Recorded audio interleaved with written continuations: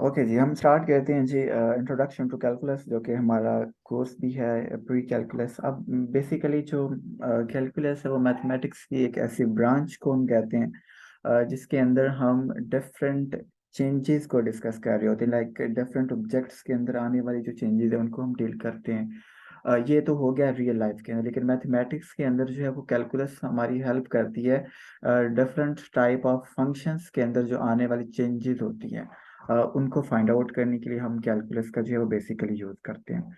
अब जो कैलकुलस है उसको जो है वो हमने दो ब्रांचेस या दो टाइप्स के अंदर डिवाइड किया हुआ है। फर्स्ट जो टाइप है वो इसकी होती है डिफरेंशियल कैलकुलस। सेकंड जो होती है वो होती है इंटीग्रल कैलकुलस। जो डिफरेंशियल कैलकुलस होती है वो अगर हम उसको रियल लाइफ के अंदर बात करें तो हम उसको कह सकते हैं कि how much something is going to be change और how much something is going to be increase. कि किसी भी चीज़ के अंदर, किसी भी बॉडी के अंदर कितनी तेज़ी के साथ जो है वो चेंजेस आ रही हैं, तो उस चेंजेस को फाइंड आउट करने के लिए जो डिफरेंशियल कैलकुलस है वो हमारी हेल्प करती है। ये रियल लाइफ के अंदर मैं बात कर रहा हूँ। फॉर एग्जांपल अगर हमारे पास जो है वो अगर हम डॉलर की बात करें तो डॉलर की जो प्राइस है वो डेली बेसिस पे चेंज हो रही होती है। तो डॉलर की प्राइस के अंदर चेंजेस आने से हमारे जो पाकिस्तान की जो करेंसी है उसके अंदर कितना चेंज आ रहा होता है। तो उस चेंजेस को फाइंड आउट करने के लिए जो बेसिकली है वो कैलकुलस का ही यूज़ किया जाता है, यानी कि डिफरेंशियल कैलकुलस का यूज़ किया जाता है। तो ये तो था हमारा डिफरेंशियल कैलकुलस। लेकिन अगर हम डिफरेंशियल कैलकुलस को मैथमेटिक्स के अंदर बात करें तो हम इसके अंदर फंक्शन को डील कर रहे होते हैं। लाइक फंक्शन जो होता है हम चेक करते हैं उसके अंदर हम कुछ डिफरेंट टाइप्स की चेंजेस लेके आते हैं खुद से, और हम चेक करते हैं कि वो चेंज कितना आया है उस फंक्शन में। तो उसको फाइंड आउट करने के लिए डिफरेंशियल जो है वो हमारी हेल्प करता है। But on the other hand जो इंटीग्रल कैलकुलस है वो डील करती है कि how much something is going to be accumulate. कि कोई भी चीज़ कितना तेज़ी के साथ या कितनी इक्यूमुलेट हो रही है, इकट्ठी हो रही है या एडअप हो रही है, सम अप हो रही है। तो वो इंटीग्रल कैलकुलस के अंदर चीज़ आ जाती है।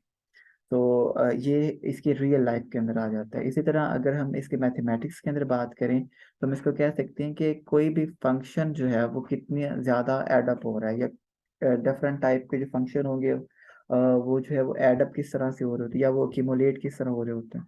तो ये मैथमेटिक्स के अंदर आ जाता है। तो ये हो जाता है इंटीग्रल कैलकुलस। तो बिल्कुल सिंपल है। जो डिफरेंशियल होगी वो डील करती है कि कोई भी चीज़ कितनी तेज़ी के साथ उसके अंदर चेंज आ रहा है, और जो इंटीग्रल कैलकुलस है वो डील करती है उन तमाम ऑब्जेक्ट्स को जो कि एक्यूमुलेट हो रहे होते हैं या इकट्ठे हो रहे होते हैं। सो बेसिकली जो हमारी हम जो है वो बिल्कुल स्टार्ट अगर हम कैलकुलस का करेंगे तो वो हम फंक्शन से स्टार्ट करेंगे कि फंक्शन क्या होता है। फंक्शन के बाद फिर हम जो है वो लिमिट्स के ऊपर जो है हम बात करते हैं। सो इसी तरह हम नेक्स्ट जो है वो इसको चेक करते हैं कि फंक्शन क्या होता है। ओके जी, फंक्शंस जो है वो बेसिकली हम सिंपल रियल लाइफ के अंदर फंक्शंस को हम इस तरह से अंडरस्टैंड कर सकते हैं कि जो फंक्शन होता है वो एक मशीन की तरह वर्क कर रहा होता है। अब बेसिकली मशीन क्या होती है, फॉर एग्जांपल एक हैंड ग्लव बनाने वाली जो है वो एक मशीन है। हम क्या करते हैं, सबसे पहले उस मशीन के अंदर वो तमाम मटेरियल जो कि रिक्वायर होता है हैंड ग्लव को बनाने के लिए, वो हम उस मशीन के अंदर जो है वो एंटर करते हैं। फिर वो मशीन क्या करती है, उसके ऊपर सारा वो प्रोसेस करके, इंटरनल प्रोसेस करके हमें एज अ रिजल्ट जो है वो एक हैंड ग्लव प्रोवाइड कर देती है। तो ये बेसिकली एक फंक्शन हो रहा होता है। तो फंक्शन बेसिकली क्या होता है, एक ऐसी मशीन होती है जिसके अंदर हम कोई ना कोई इनपुट देते हैं या कोई ना कोई डोमेन देते हैं, और उसके रिस्पेक्ट में हमें उसका जो है वो कोई रिजल्ट मिलता है। अब वो जो रिजल्ट होता है वो हमारी आउटपुट होती है। तो ये बेसिकली हमारे पास फंक्शन होता है। तो सेम यही होता है कि जब किसी फंक्शन को हम मैथमेटिक्स के अंदर डील करते हैं तो वो भी एक किस्म का ये होता है कि हम उस फंक्शन के अंदर डिफरेंट वैल्यूज को पुट करते हैं, और उसके बाद जो हमें सॉल्यूशन मिलता है वो हमारी जो है वो आउटपुट होती है। अब जो वैल्यूज हम फंक्शन के अंदर पुट कर रहे हैं ना वो हमारी इनपुट होती है या हमारी डोमेन जिसको कहते हैं। और वैल्यूज को पुट करने के बाद जो हमें सॉल्यूशन मिल रहा होता है फंक्शन का, वो हमारी आउटपुट होती है, या जिसको हम रेंज भी कहते हैं।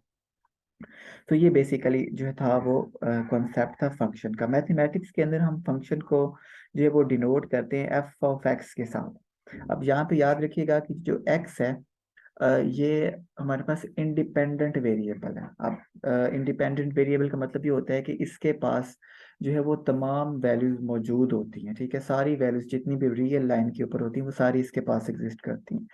तो हम इन तमाम वैल्यूज को फंक्शन में पुट करेंगे तो हमारे पास जो है वो एक न्यू वैल्यूज आना शुरू हो जाती हैं, और वो वैल्यूज होती हैं डिपेंडेंट वेरिएबल की, ठीक है। सो ये दो चीज़ें याद रखनी है, इंडिपेंडेंट और डिपेंडेंट। इंडिपेंडेंट वेरिएबल्स वो वेरिएबल्स होते हैं जिनके पास अपनी तमाम वैल्यूज मौजूद होती हैं, और डिपेंडेंट वेरिएबल्स वो वेरिएबल्स होते हैं जो कि अपनी वैल्यूज जो है वो एक्स से लेता है, ठीक है। एक्स के, क्योंकि एक्स के पास सारी चीजें मौजूद हैं, अब एक्स जब अपनी कुछ वैल्यूज जो है वो वाई को दे देता है तो वाई यहाँ पे जो होगा वो डिपेंडेंट वेरिएबल हो जाता है।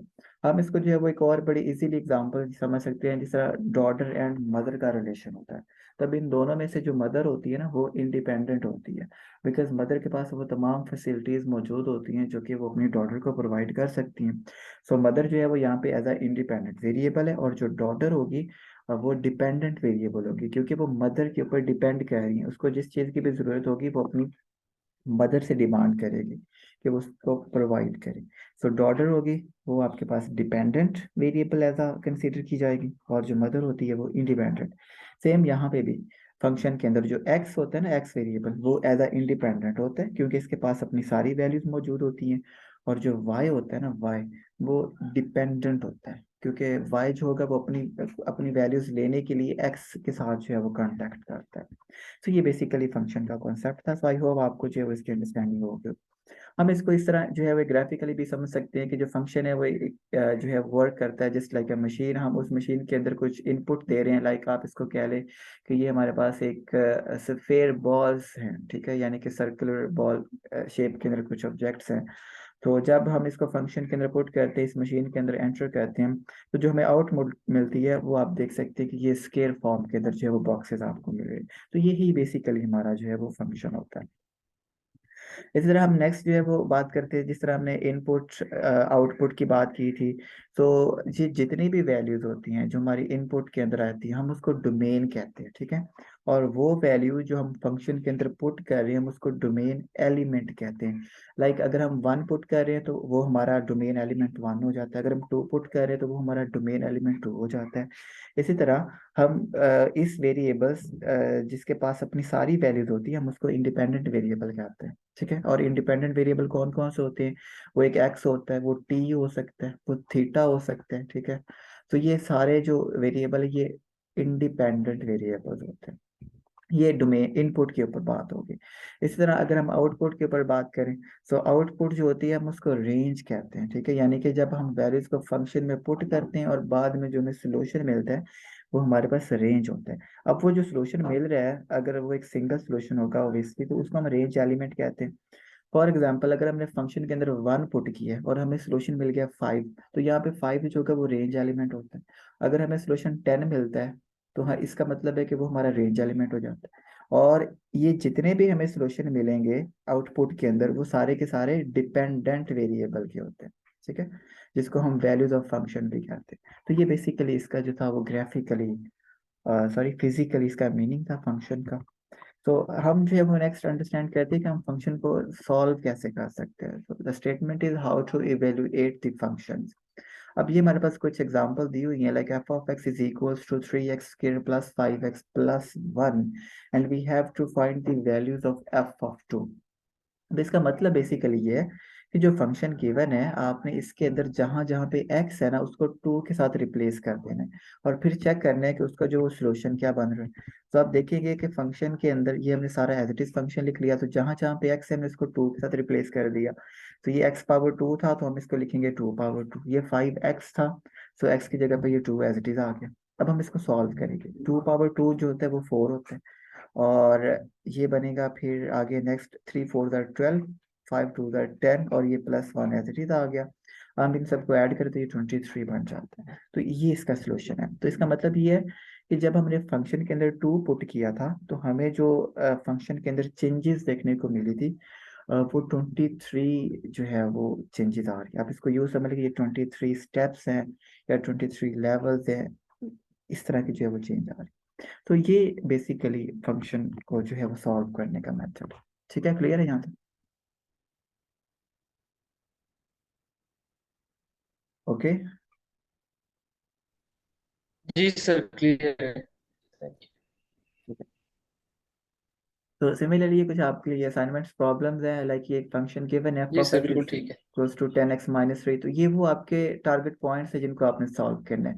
लाइक ये ए पोर्शन देखें, पार्ट देखें, तो इसमें आपने x की जगह पे -5 रिप्लेस करके उसको सॉल्व कर लेना है, फिर 0 पुट करके फिर 7।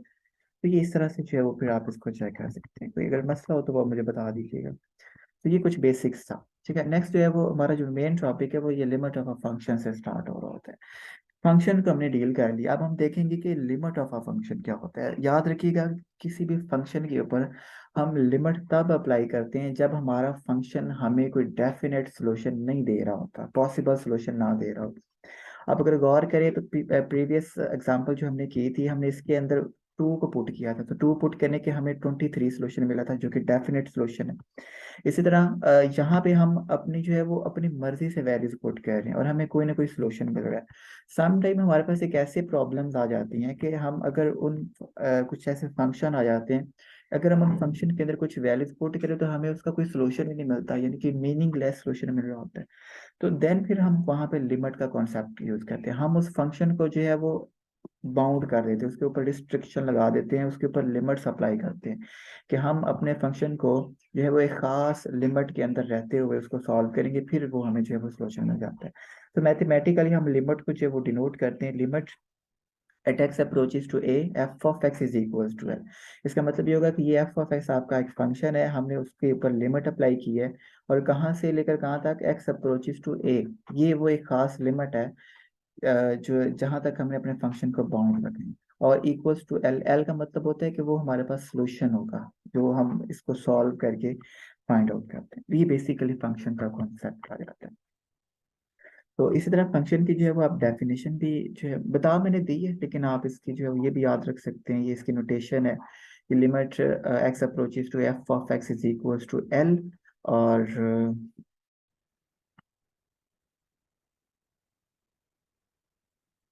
ओके ऑलराइट, सो ये जो था वो basically limit of a function था। तो नेक्स्ट हमने ये सीखना है कि हम जो है वो इसको सॉल्व कैसे कर सकते हैं, कि जब अगर हमारे पास कोई एक फंक्शन गिवन है और उसके ऊपर जो है वो कुछ डिफरेंट लिमिट्स अप्लाई की गई, तो हम उसको जो है वो सॉल्व किस तरह से कर सकते हैं।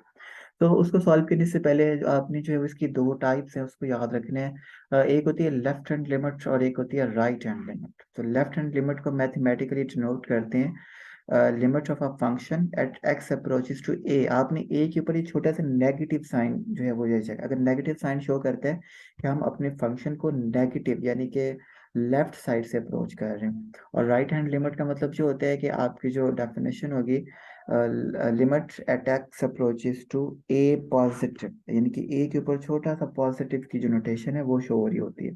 तो पॉजिटिव का मतलब ये होता है कि हम अपने फंक्शंस को राइट साइड से अप्रोच कर रहे हैं। ठीक है, तो ये दो इसकी टाइप्स है, इसको आपने याद रखना है। तो इस तरह की नोटेशन आपको क्वेश्चंस के अंदर देखने को मिलेगी, तो यहाँ से आपने अंदाजा लगा लेना है कि हम अपने फंक्शन को जो है वो लेफ्ट साइड से जो है वो अप्रोच कर रहे हैं या फिर राइट साइड से कर रहे हैं। अगर तो साइन नेगेटिव हो तो इसका मतलब है हम लेफ्ट साइड से अप्रोच कर रहे हैं, अगर साइन जो है वो पॉजिटिव का है तो हम जो है वो राइट साइड से अप्रोच कर रहे हैं। सो इसको सॉल्व करने से पहले हमारे पास कुछ रूल्स हैं लिमिट्स के, वो हम वन बाय वन जो है वो हम चेक करते हैं कि हम किस तरह से उन रूल्स को अप्लाई करके अपने क्वेश्चंस को जो है वो सॉल्व कर सकते हैं। तो ये कंप्लीट रूल्स है, लेकिन हम इन रूल्स को वन बाय वन जो है वो चेक करते हैं। फर्स्ट रूल है limit of a constant rule, यानी कि कोई भी एक कांस्टेंट नंबर है, जब हम उसके ऊपर लिमिट अप्लाई करवाते हैं ना तो उसका सोल्यूशन एज इट इज आता है। फॉर एग्जांपल आप यहाँ पे देख सकते हैं limit of function 9 at x approaches to 0।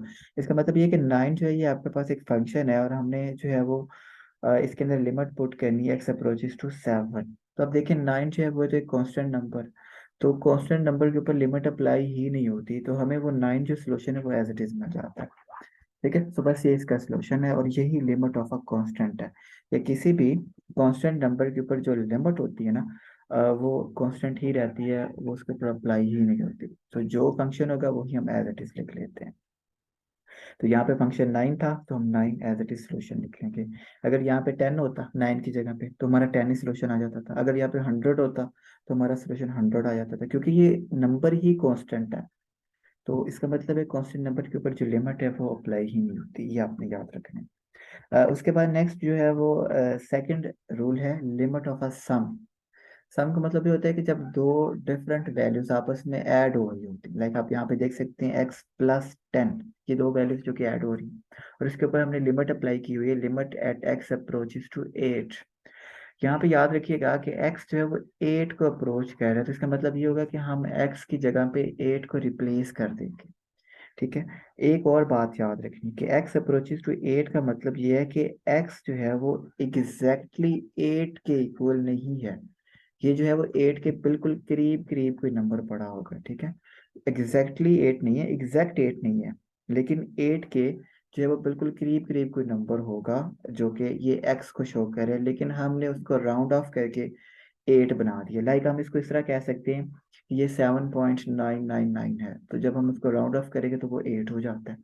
इसी तरह अगर हम इसको इस तरह भी लिख सकते हैं कि 8.1234, यानी कि पॉइंट के बाद कोई डिजिट्स जा रहे हैं, तो वो भी इक्वल्स टू 8 के ही होता है। ठीक है। तो ये बात याद रखनी है कि x अप्रोच कर रहा है 8 को, लेकिन x एग्जैक्टली 8 के इक्वल नहीं है। इसकी जैसे कि मैं जो है वो आपको एक सिंपल एग्जांपल दे देता हूँ। फॉर एग्जांपल अगर ये मैंने आपको प्रीवियस लेक्चर्स जब हमने ये पढ़ा था उसके अंदर भी बताई थी, मे भी आपको याद हो कि आपका फॉर एग्जांपल जो है वो एक लिंक है आपकी यूनिवर्सिटी के वाइस चांसलर के साथ।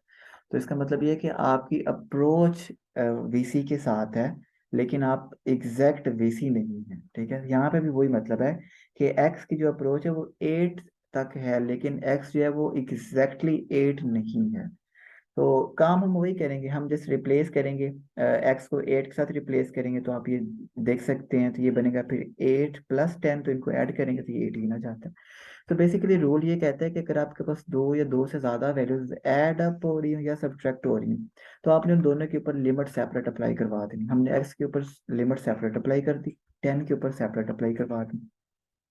अब यहाँ पे x को रिप्लेस कर दें 8 के साथ, ये फिर 8 बन जाता है। और 10 जो है वो कांस्टेंट नंबर है, तो हमने पिछला रूल पढ़ा था कि कांस्टेंट नंबर के ऊपर लिमिट अप्लाई ही नहीं होती, तो ये फिर 10 एज इट इज आ जाता है। तो इन दोनों को ऐड कर ले तो ये 18 आ जाता है। तो यही इसका सोल्यूशन है। ठीक है। यहाँ तक होगी क्लैरिफिकेशन? जी सर, क्लियर है। Okay done. Similarly next rule है लिमिट ऑफ अ डिफरेंस। तो limit of a sum and difference ये बिल्कुल सेम है। डिफरेंस के अंदर साइन नेगेटिव आ जाता है और सम के अंदर साइन पॉजिटिव आ जाता है। सम टाइम ये मिक्सअप भी हो जाते हैं, लेकिन मेथड सेम है। तो यहाँ पे देखें x-8 है, दो वैल्यूज आ रही हैं, तो आपने दोनों के ऊपर लिमिट सेपरेट कर देनी, x के ऊपर सेपरेट, 8 के ऊपर सेपरेट। तो x किसको अप्रोच कर रहा है? 12 को, तो आप x की जगह पे 12 को रिप्लेस कर ले, तो ये बन जाता है 12-8। 12 में से 8 सब्ट्रैक्ट करें तो 4 आ जाता है। तो बस ये इसका सोल्यूशन है। Similarly limit of a constant time the function, like एक कांस्टेंट फंक्शन होगा और उसके साथ कोई एक वेरिएबल होगा जो कि मल्टीप्लाई की फॉर्म में आ रहे होते हैं। लाइक यहाँ पे आप देख सकते हैं 10x जो कि मल्टीप्लाई है, इसमें 10 जो है वो कांस्टेंट होगा और x जो है वो एक वेरिएबल है। तो हम लिमिट जो है वो हमेशा वेरिएबल के ऊपर अप्लाई करवाएंगे, ये आपने जो है वो याद रखना है। तो हम इसमें क्या करेंगे, जो रूल ये कहता है कि जो कांस्टेंट होगा वो आपने out of the limit shift करवा देना। पीछे एक्स बच गया, तो आपने एक्स के ऊपर लिमिट अप्लाई करवा देनी। अब एक्स 5 को अप्रोच कर रहा है, तो हम एक्स को 5 के साथ रिप्लेस कर देते हैं। तो 10 5 50 हो जाता है। तो ये इसका सोल्यूशन है। तो ये इसका जो है वो इसका मेथड है। Similarly limit of a quotient, quotient को हम कहते हैं division, limit of a division, यानी कि जब दो फंक्शन आपस में डिवाइड हो रहे हो, तो आप यहाँ पे देख सकते हैं 3x डिवाइडेड बाई x+5। अब ये दो डिफरेंट फंक्शन है जो कि डिवाइड हो रहे हैं और लिमिट जो है वो x अप्रोचेस टू 1 है। सो रूल ये कहता है कि आपने जो टॉप पे फंक्शन होगा उसके ऊपर सेपरेट लिमिट अप्लाई करवानी, बॉटम के ऊपर सेपरेट अप्लाई करवा देनी। अब यहाँ पे गौर करें, टॉप पे जो फंक्शन है वो 3x है और जो कि मल्टीप्लाई भी हो रहे हैं, 3 कांस्टेंट है, तो कांस्टेंट तो आउट ऑफ द लिमिट आ जाता है according to the previous rule. और जो लिमिट होगी वो हमारे पास सिर्फ वेरिएबल x के ऊपर अप्लाई हो जाती है। इसी तरह बॉटम पे जो फंक्शन है वो x+5 है, तो हम इसके ऊपर सेपरेट अप्लाई करवा देते हैं। जी, अब हमने जो है वो पुट कर देना, x1 को अप्रोच कर रहे हैं, तो अब x जहां जहां पे x आ रहा है ना टॉप में और बॉटम में, उसको 1 के साथ रिप्लेस करवा देना। तो ये आपके पास बन जाता है 3 1 3, ये 3 होगा, सो बाय मिस्टेक 1 लिखा हुआ है, इसको जरा देख लीजिएगा। और 5 + 1 6, तो ये आंसर ठीक है बिल्कुल, 3 1 3 डिवाइडेड बाई 6। तो जब हम 3 cos 6 पे डिवाइड करवाएंगे तो वो कैंसिलेट होके 1/2 आंसर आ जाता है। तो ये आफ्टर द कैंसिलेशन डायरेक्ट इसका जो है वो सोल्यूशन है। तो बस ये इसका जो है वो आंसर आ जाता है। सिमिलरली ये हमारे पास पावर आ जाती है। अगर कोई भी फंक्शन है जो कि पावर की फॉर्म में आ जाता है तो हम क्या करेंगे, हम उस पावर को जो है वो बाहर शिफ्ट करवा देते हैं, और जो लिमिट होगी वो हमने फंक्शंस के ऊपर अप्लाई करवा देनी। ठीक है। सो ये फिर होगा, ये आप यहाँ पे देख सकते हैं, वो जो 2 था वो हमने out of the bracket shift करवा दिया, और जो लिमिट थी वो हमने फंक्शंस के ऊपर अप्लाई करवा दिया। अब यहाँ पे देखिए कि हमारे पास जो फंक्शन है वो एक्स प्लस फॉर्म की 1 की फॉर्म में, यानी कि 2 डिफरेंट फंक्शन आ रहे हैं, तो हम एक्स के ऊपर सेपरेट अप्लाई करवा देंगे, 1 के ऊपर सेपरेट अप्लाई करवा देंगे। ये जो रूल्स हैं इसको आपने जो है वो यूज कर सकते हैं, डायरेक्ट भी यूज कर सकते हैं। अगर आप चाहते हैं ये सेपरेट, अगर आप माइंड में नहीं आता कि हम इसको सेपरेट करें या ना करें, तो that's all right, no problem. आप जो है वो डायरेक्ट एक्स को 5 के साथ रिप्लेस कर दें। ठीक है, तो ये अगेन 6 ही बनेगा, 5 + 1 6 होगा। 6 का जो स्केयर होगा, यानी कि पावर भी तो आ रही है ना, 6 का स्केयर जो लेंगे वो 36 आ जाता है। तो ये इसका सोल्यूशन है। तो मेन जो यहाँ पे मकसद है वो ये कि आपने रूल का यूज किस तरह से करना है। तो बेशक आप पेपर्स के अंदर जो है वो डायरेक्ट वैल्यूज भी पुट कर सकते हैं, लाइक ये सेकंड लास्ट स्टेप, आप यहाँ से भी जो है स्टार्ट ले सकते हैं। हमारा जो था वो एक्स अप्रोच कर रहा था 5 को, सो आप फंक्शन में जहाँ पे एक्स इसको 5 लिख लें। ये आप देख सकते हैं 5 + 1 हो जाता है। तो 5 + 1 जो होता है वो 6 होता है, 6 का स्केल ले ले तो ये 36 बन जाता है। तो इसमें जो है वो ये second step and third step ये आप निकाल भी सकते हैं, कोई ऐसा इशू नहीं। लेकिन कर ले तो ज़्यादा बेस्ट है, इस तरह पे एग्जामिनर्स को जो है वो एक अच्छा इंप्रेशन जो होता है वो चला जाता है, ताकि उसको फील हो जाता है कि बच्चे के जो कॉन्सेप्ट्स हैं वो क्लियर है। लेकिन इस लेवल पे जो है वो हम काम कर सकते हैं, इतनी कोई प्रॉब्लम नहीं होती। ओके जी, ऑल राइट। सो ये नेक्स्ट जो है वो इसी तरह के कुछ और एग्जांपल्स हैं जिसके अंदर आप देख सकते हैं नेगेटिव एंड पॉजिटिव साइन, यानी कि सब में डिफरेंस रूल रूल जो है वो मिक्सअप होके आ रहे हैं। तो इनको जो है वो चेक कीजिएगा, ये कुछ प्रैक्टिस प्रॉब्लम्स हैं। सो ये थी कुछ चीज़ें थी जो कि लिमिट्स के रिलेटेड थी। तो यहाँ तक क्लियर हो गया, कोई मसला तो नहीं है? जी सर, क्लियर है, कोई मसला नहीं। Okay done. सो नेक्स्ट जो है वो हमारे पास होता है कि डेफिनेशन ऑफ अ कॉन्टिन्यूटी। तो हम इसमें ये देखेंगे कि हमारा जो फंक्शन है, हमने अगर उसको चेक करना हो कि वो किस पॉइंट के ऊपर कॉन्टिन्यूस है, तो उसको चेक करने के लिए हम डिफरेंट जो है वो क्राइटेरिया यूज करते हैं। हमारे पास टोटल 3 स्टेप्स हैं।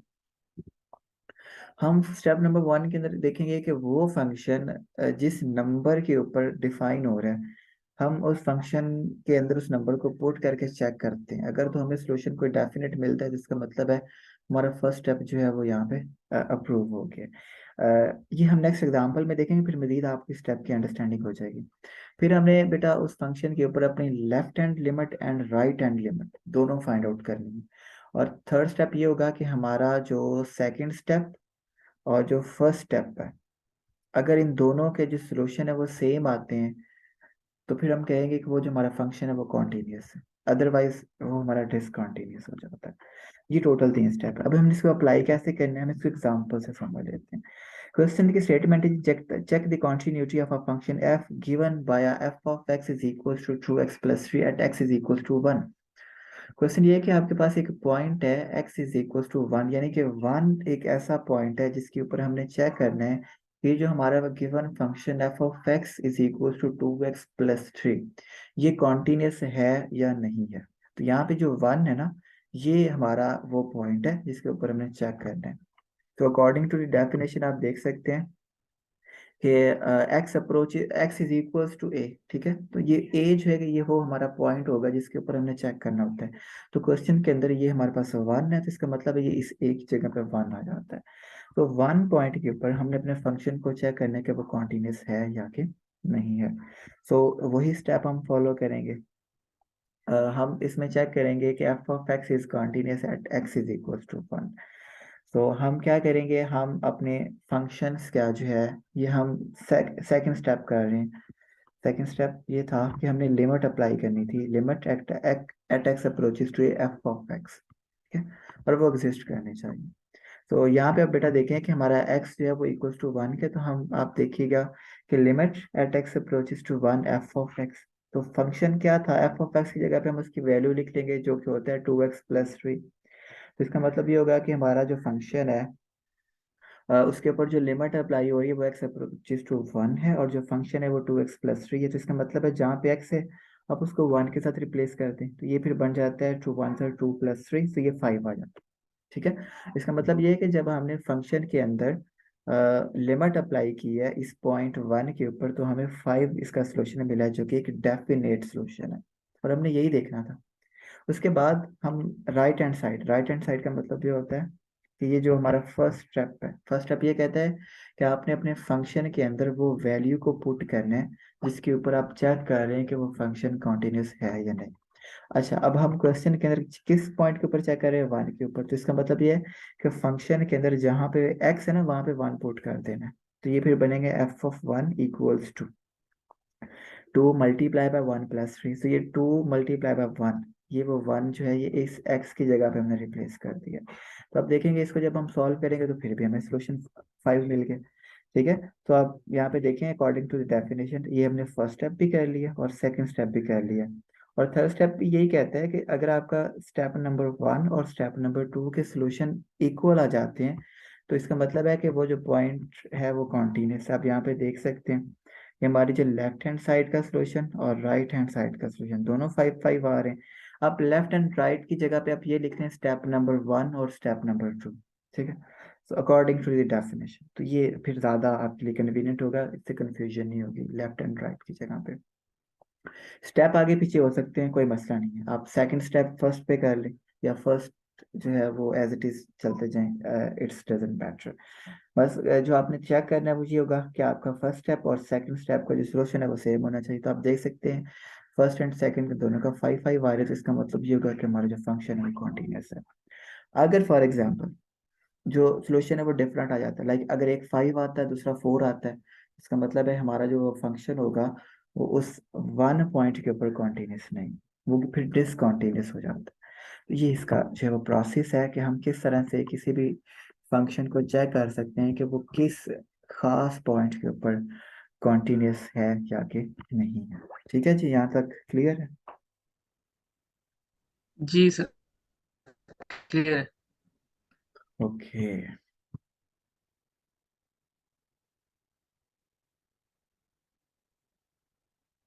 ठीक है, बस ये चीज़ें यहाँ तक ही हैं। आगे ये एक और टाइप का जो फंक्शन हमारे पास समटाइम पूछा जा सकता है कि क्वेश्चन की स्टेटमेंट है is the function f of x is equals to x² - 1। ये दो डिफरेंट फंक्शन हैं। फर्स्ट फंक्शन जो है वो x² - 1 है, सेकंड जो फंक्शन है वो 2x+7 है। तो ये इसको जो करने की जरूरत नहीं है, बस आपने यहाँ तक ही करना है। इसका जो ये इस स्लाइड के ऊपर जो काम है, इससे प्रीवियस जो चीज़ें हैं वो आपने देख लेनी है। और मोस्ट इम्पॉर्टेंट ये है कि आप जो है वो इसके साथ पास्ट पेपर में जो क्वेश्चन दिए हुए हैं ना इस टॉपिक के रिलेटेड, तो उनको ज़रा चेक कीजिएगा और उसको ट्राई करें सॉल्व करने की। सो आई होप कि जो है वो चीज़ें आपकी जो है वो कवर हो जाएंगी। सो मेन जो यहाँ पे ठीक है सर। मकसद ये होगा कि आपने अपने कॉन्सेप्ट्स को जो है ना वो स्ट्रॉन्ग करना है। बाकी जो चीज़ें होंगी वो इन्हीं टॉपिक्स के रिलेटेड ही रिवॉल्व करेंगी। उसमें जो है वो वैल्यूज़ जो है वो चेंज कर सकते हैं, लेकिन जो इसके ऊपर हमारे रूल्स होंगे, मेथड्स होंगे, ये जो फार्मूलाज हैं वो सेम यूज़ हो जाते हैं। तो सेकंड जो है वो इसके ऊपर प्रैक्टिस आपकी जो है वो ज़रूरी है, तो उसको करें तो इंशाल्लाह बेहतर हो जाएगा। ओके, सो और ठीक है कुछ? सर, इंशाल्लाह। नहीं सर, सर बहुत बहुत शुक्रिया। ठीक है। तो नेक्स्ट जो है सर लेक्चर, सेकंड जो लेक्चर है वो